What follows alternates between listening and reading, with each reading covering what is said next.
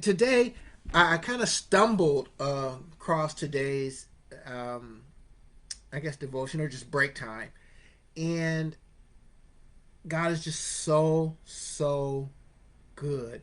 And it was just one scripture in Psalms 31:5. And David says, into thy hand I commit my spirit. And I was like, whoa, you know what? I've heard that before, right? And I guess I just forgot that this was here. Or maybe I never even knew that David uttered those words, because those are the same words that Jesus uttered just before he died on the cross. And he says, into thy hand I commit my spirit. And so I backed up in Psalm 31. David, first of all, he says, in thee, O Lord, I take refuge. You know, God's my protection. I hide myself in you. Let me never be put to shame. In your righteousness, deliver me. So here's David. He's being pursued by his enemy, and he says these words, let me not be put to shame. Have you ever had that prayer? I have. My wife and I have. And it's the idea of I want to trust you, God, or you. I believe that you're leading me this way, but don't embarrass me, God.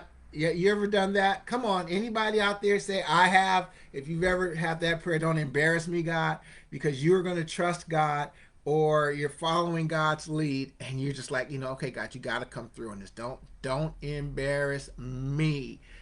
So I have, and so it's not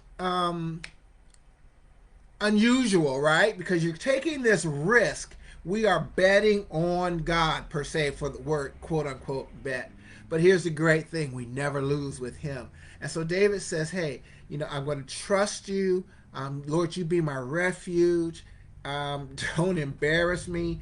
And then he says, incline your ear to me and rescue me speedily. Yeah, quick, right? And so that's usually our prayer when we're in something, right? Lord, hurry up, come through this. My time. I always say, people say, when I hear people say, God is always on time. Yeah, or he's never been late. Well, yeah, that's true in the big sense of the word. But can I be real with you? For me, God's been late.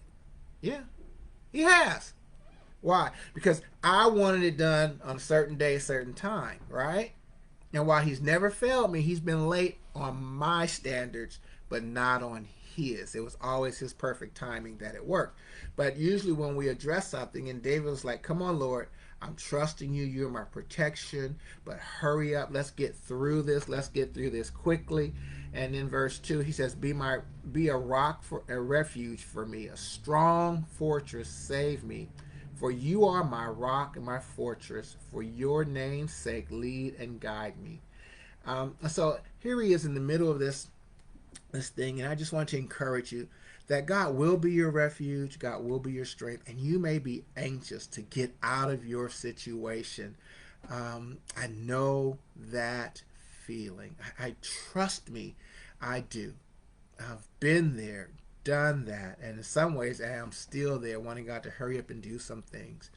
But when David says, Lord, you really are my rock, and trust that he is our protection. So he gives us stability, he gives us protection, and he says in verse 3, for you are my rock, my fortress, for your name's sake, lead me and guide me. Whoa, check this out.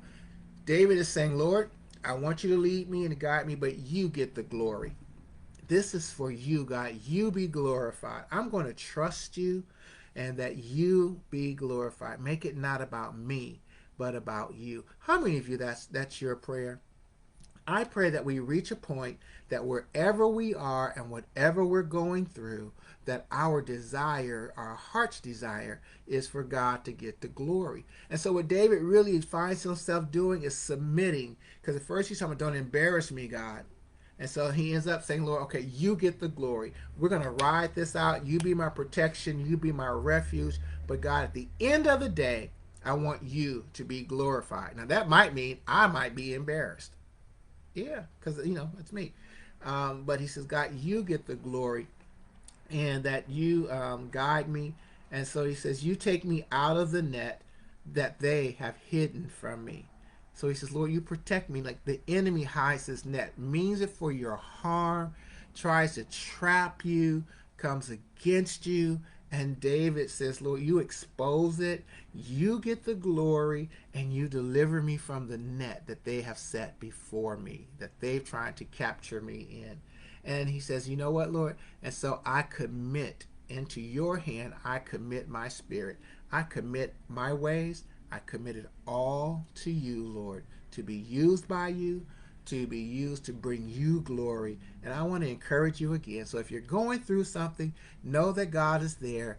Know that God's going to get the glory. I am a living witness, and he will protect you from what the enemy tries to put a net to trap you, to keep you, to make you fall, to make you stumble, to make you come against God. That was Satan's whole thing with Job, right? Just trying to make him curse God. But God knows what you're made of, and he's making you into what he wants you to be. So be encouraged, and I understand if you're praying, Lord, don't embarrass me, but listen, testimony, we're going to give you a testimony one day of the whole more detail, but we have lived this and know that God will protect, that God will glorify his name, he will use you, and he will expose the enemy and keep you from the trap that is being set before you.